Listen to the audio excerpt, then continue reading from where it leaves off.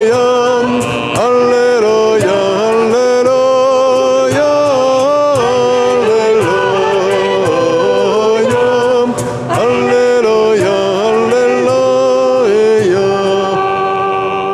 Seigneur soit avec vous. Évangile de Jésus-Christ selon saint Jean. Gloire à toi, Seigneur.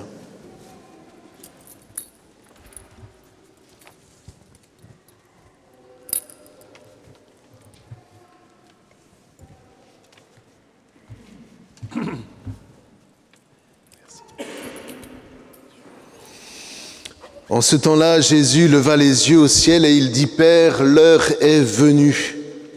Glorifie ton Fils afin que le Fils te glorifie. Ainsi, comme tu lui as donné pouvoir sur tout être de chair, il donnera la vie éternelle à tous ceux que tu lui as donnés.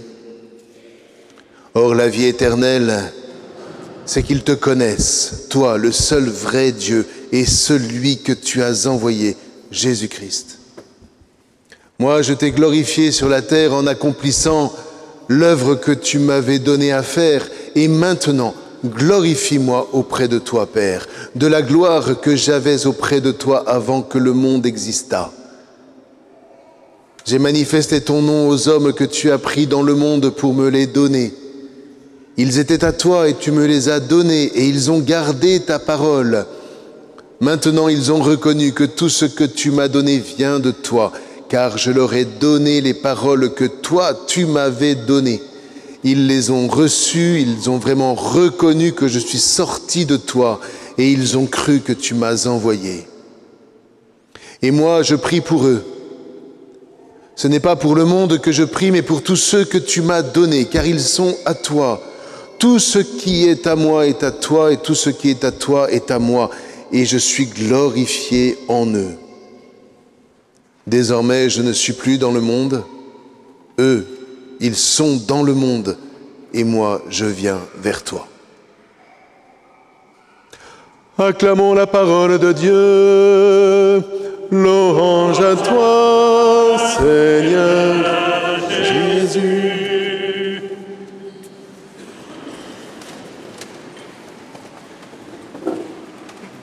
Voilà. Donc, alors si le cierge pascal est allumé, c'est parce qu'évidemment, on a les baptêmes pendant la messe. Hein? Normalement, il devrait être éteint. Pour vous vous souvenez, un jeudi, on avait médité ce mystère. On éteint le cierge pascal parce qu'il nous permet d'entrer dans cette espèce de manque. Il y a le cierge pascal, il devrait être allumé puisqu'il représente le Christ présent avec ses disciples pendant 40 jours. Et il n'est plus là. Donc il y a un manque. Le même manque qui est le manque de l'ami, lorsque j'aimerais qu'il soit auprès de moi et qu'il n'est pas là. Et ce manque, je vous l'ai dit, ça fait germer en nous ce réflexe de mémoire. Voilà, faire mémoire. Les paroles de mon ami, vous voyez, l'amitié, c'est ce partage à la fois de vulnérabilité, puisqu'on se livre totalement à l'ami, et en même temps, lorsque l'ami est là, ressentir que tout est possible. Ça, c'est le grand mystère de l'amitié, qui diffère de la fraternité. C'est autre chose. Un frère appuyé sur un autre frère est une forteresse. Oula, eh bien, dis donc, ça chante aujourd'hui. Bon, donc, un frère appuyé sur un autre frère est une forteresse. Voilà, ça c'est la fraternité. Mais il n'y a pas que la fraternité. Nous sommes ensemble réunis dans cette église, nous sommes frères et sœurs. Nous pouvons compter les uns sur les autres. Mais il y a un mystère, non pas plus profond, parce que l'amitié n'efface pas la fraternité, mais il y a un appel à aller, à trouver ces quelques-uns dans le monde qui seront pour nous non plus seulement des frères et sœurs, mais qui seront des amis. Et l'amitié, nous l'apprenons de Jésus. Hein? Normalement, alors là c'est un peu le conseil conjugal qui parle, mais c'est pas grave, entre un homme et une femme dans le mariage, c'est un mystère d'amitié. Pourquoi? Parce qu'on se livre dans sa plus grande vulnérabilité, hein, à se côtoyer tous les jours, vous voyez bien. Et puis en même temps, lorsque l'on vit profondément ce mystère d'amitié, on se dit, mais tout est possible. Tout est possible. Même traverser la mort. Je me souviens, alors son nom m'échappe, mais c'est une de mes voisines de la Bastide, il y a quelques années, dont j'ai enterré le mari, qui était tout simplement comment on appelle ça, un cantonnier. Et elle me dit cette phrase que je n'oublierai jamais de ma vie, frères et sœurs. Mon père, vous savez, avec mon mari, on s'aimait tellement qu'on pouvait tout vaincre. Ça vous calme, hein? Mon père, avec mon mari, on s'aimait tellement qu'on pouvait tout vaincre. Ben ça, c'est le mystère de l'amitié entre un homme et une femme, qui se vit dans le mariage. Par pitié, n'essayez pas en dehors du mariage, il y a trop de problèmes. Bon, par contre, en dehors du mariage, mesdames, ayez des amis femmes et messieurs, ayez des amis hommes. C'est juste indispensable. Alors on en a 1, 2, 3, ok, c'est pas plus, parce que ça, on peut pas se livrer non plus à tout le monde. Mais vous voyez, ce grand mystère de l'amitié est quelque chose qui est inscrit dans toute la deuxième partie de l'Évangile selon saint Jean.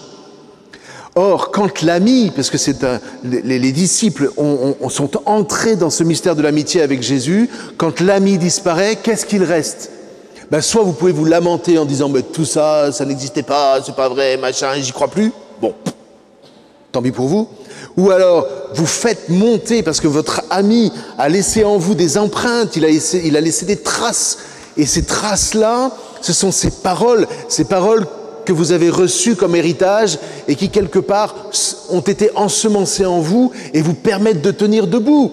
Voilà, ça c'est la mémoire de l'ami. Et ce que nous faisons chaque dimanche, entre autres, chaque jour si nous prions, eh bien c'est que nous refaisons mémoire des paroles de notre ami qui s'est livré complètement pour nous et qui nous a dit « mais si tu t'attaches à moi, tout est possible, tout !» Grand mystère de l'amitié. Vous voyez, dans la résurrection du Christ, c'est pour ça que le psalmiste peut dire « Le Seigneur est ma lumière et mon salut, de qui aurais-je crainte ?» Mon Père, nous nous aimions tellement avec mon mari que nous pouvions tout craindre, tout vaincre. Donc nous ne craignons rien, c'est tout, voilà. Hein? Et alors, quand saint Paul nous dit bien-aimés, dans la mesure où vous communiez aux souffrances du Christ, réjouissez-vous, ça ne veut pas dire soyez heureux de souffrir, la question n'est pas là. Mais si tu souffres, si tu vis un moment difficile, tu as deux choix. Soit tu te renfermes sur toi-même et tu le vis, mais dans le fond, tu vas être morose, tu ne vas pas trouver en toi. Et puis si tu trouves des forces, ce seront sur ton énergie que tu vas puiser et à un moment, ça va flancher. Ou alors, cette souffrance, tu la vis en la liant à l'amitié avec le Christ. Et tu la vis en te disant, Seigneur, pour moi tu as souffert, eh bien cette souffrance je veux l'associer à toi. Et là je vous promets qu'il y a une manière de porter la souffrance. Moi j'ai des témoignages, mais à pleurer sur 30 ans de sacerdoce, j'ai vraiment des témoignages absolument magnifiques de frères et de sœurs qui m'ont témoigné que lorsqu'ils vraiment ils traversaient des périodes extrêmement difficiles, physiques ou morales, vivre en Christ. Ma propre mère, lorsque mon frère est mort, ma propre mère m'a dit, mon seul, ça fait à peu près 30 ans qu'il est mort, mon seul appui a été l'Eucharistie. Voyez? Donc, ce qu'il y a là-dedans, c'est pas qu'on dénie la souffrance, c'est qu'on la porte. Venez à moi, vous tous qui peinez et ployez sous le fardeau, et moi je vous donnerai le repos. Prenez sur vous mon joug, prenez ma loi, prenez la loi de cette amitié, de cet amour que je vous laisse en héritage, et votre fardeau, non pas disparaîtra, mais vous allez voir, vous allez être capable de le porter. Voilà. Alors, ça peut paraître utopique. Ok, allons-y pour l'utopie. N'empêche que moi, encore une fois, je ne vais pas vous refaire le credo, mais le père Popieluszko, en Pologne, c'est avec ça qu'il a sauvé un peuple entier. Et c'est des millions de personnes. Alors l'utopie, hein, vous la gardez dans votre garage. Bon. Maintenant, l'idée, elle est dans l'Eucharistie que nous avons... l'Eucharistie, dans l'Évangile. Excusez-moi, je suis un peu fatigué là aujourd'hui. Dans l'Évangile que nous avons lu, cette magnifique prière du Fils, « Père, glorifie-moi ». Qu'est-ce que ça veut dire? Est-ce que ça veut dire, allez, fais-moi passer en triomphe au milieu de la ville de Jérusalem? Non, c'est pas de la gloriole, ça c'est de la gloriole. Quand vous avez des gens qui s'agitent comme ça et qui réclament les hollas de l'Assemblée, c'est de la gloriole, c'est pas de la gloire. c'est pas la même chose. La gloire, en hébreu, kabod, c'est le poids. Le poids que quelqu'un représente dans mon histoire. Voilà, quelqu'un qui a du poids. Normalement, un papa, une maman a du poids dans l'histoire de Baptiste parce que, par exemple, aujourd'hui, vous avez décidé de le baptiser. Ça va avoir un poids. Et c'est un élément de gloire. Ça veut dire que c'est un des appuis sur lequel il pourra compter quand il grandira. Hein?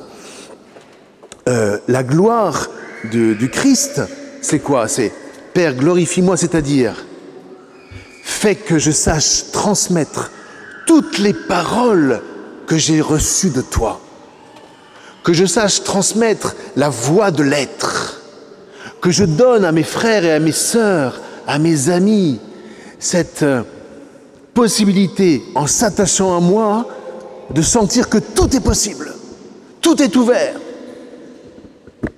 Donne-moi, Seigneur, donne-moi, Père, de pouvoir leur transmettre ce que j'ai moi-même reçu. Toute la prière sacerdotale, c'est ça. J'ai reçu, donne-moi de transmettre, parce que lorsque j'aurai transmis, leur cœur pourra être pleinement ouvert.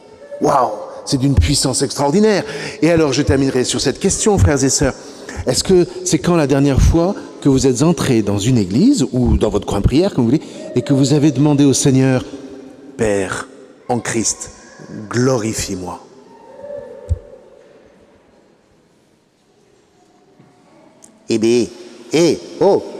Ça c'est de la prière. Père, glorifie-moi. Parce que c'est pas de la gloriole, vous le sentez? C'est pas de la gloriole. Ça nous engage extraordinairement. Il y a deux choses que moi j'aime bien dire quand je rentre dans l'église, c'est au moment où je me mets à genoux, je dis au Seigneur, ça je tiens ça de parémonial, Seigneur, en parlant de moi, voici votre ami. Waouh, ça c'est une prière qui m'engage. Vous voyez? C'est pas simplement, hello, comment tu vas? Non, c'est, voilà. Et quelquefois, je dis ces paroles, Père, glorifie-moi. Ça veut dire, ce que j'ai reçu de toi, ce que je reçois de toi, fais-moi le rayonner autour de moi. Pour que, ensemble, avec mes frères et sœurs et avec ceux que tu m'as donnés comme amis, nous puissions montrer au monde que rien n'est fermé. L'argent ferme tout en ce moment. Le désespoir est au cœur de notre monde. Alors il y en a bien toujours ceux qui ont le plus d'argent qui pourront toujours s'en sortir en se faisant de la gloriole, c'est terrible. Mais nous cherchons la gloire, nous cherchons le rayonnement. Ce rayonnement qui va rejaillir sur Baptiste, ce rayonnement qui va nous être redonné encore et redonné dans l'Eucharistie. Frères et sœurs, faisons en sorte de désirer, recevoir, garder les paroles de notre ami, le Christ, pour être glorifiés en lui de la part du Père et être des vraies lumières d'espérance dans ce monde. Moi, je ne peux pas vous souhaiter, je ne peux pas nous souhaiter quelque chose de plus grand. Amen.